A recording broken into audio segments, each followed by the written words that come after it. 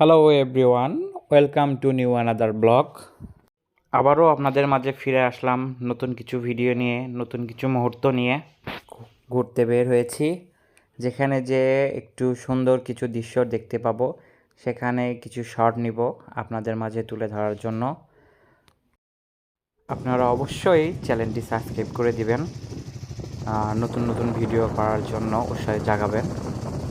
কারণ আমি নতুন ইউটিউব ব্লগার, মোটো ব্লগার।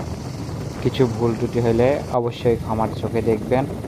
আর কথা না বাড়িয়ে চলুন আমরা ভিডিওটি উপভোগ করি।